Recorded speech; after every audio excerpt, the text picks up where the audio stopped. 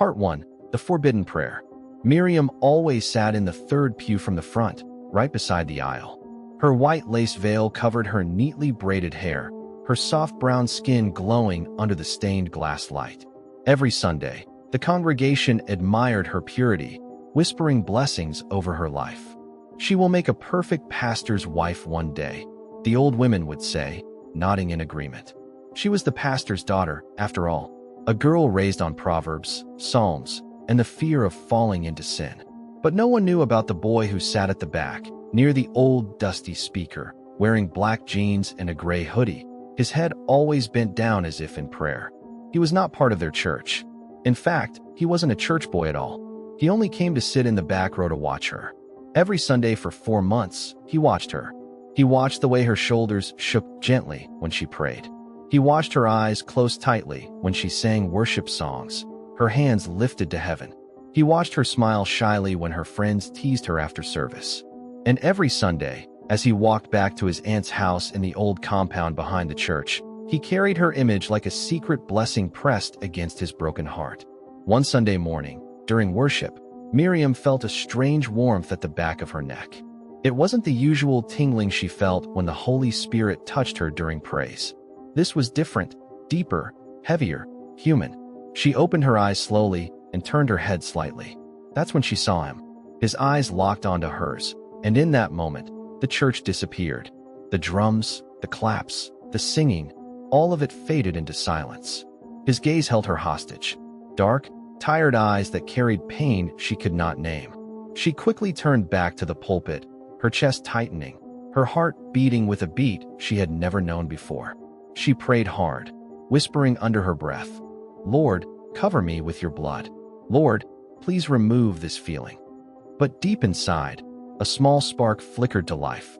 That afternoon, she stayed back to clean the altar steps like she always did. It was her secret time with God. She would wipe each corner of the marble floor, praying for her future husband, her purpose, and her parents' blessings. As she wiped the last corner, she heard footsteps echo through the empty sanctuary. Her body froze. Slowly, she turned around and saw him, standing by the door, hands buried deep in his hoodie pockets, silent. "You're not supposed to be here," she whispered, her voice trembling as she gripped the wet cloth tightly. He didn't move. He just looked at her, his eyes soft but sad.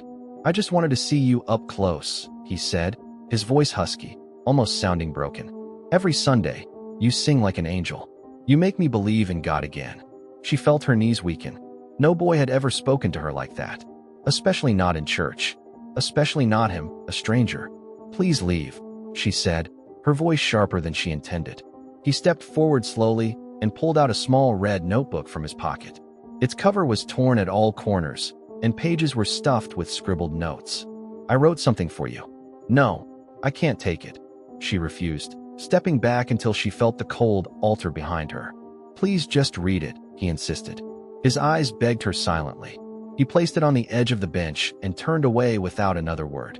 She watched him walk out, his shoulders slumped, his hoodie brushing the doorframe as he disappeared into the bright afternoon light. When he left, she grabbed the notebook quickly, her hands shaking. She hid it under her dress, pressing it against her thigh as she rushed home, her steps heavy with fear, confusion, and a strange excitement that made her feel guilty. That night, under her blanket, with her small torchlight flickering against the pages, she opened it. Inside were scribbled lines, filled with his pain, his sins, his failures, and his loneliness. Words that revealed a boy lost between poverty and anger, between shame and hopelessness. But among the dark lines were his silent prayers for her.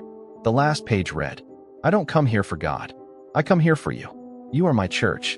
You are my only hope of heaven." Tears fell down her cheeks, soaking some of the pages.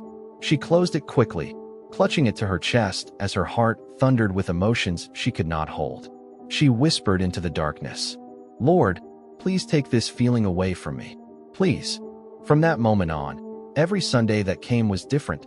She looked for his face in the cloud, hoping to see him. When she saw his hoodie at the back, her heart lifted with hidden joy. When she didn't, her spirit sank. Soon, her prayers stopped being about salvation. They became prayers to see him again. She became confused on what she really wanted, her salvation or seeing him.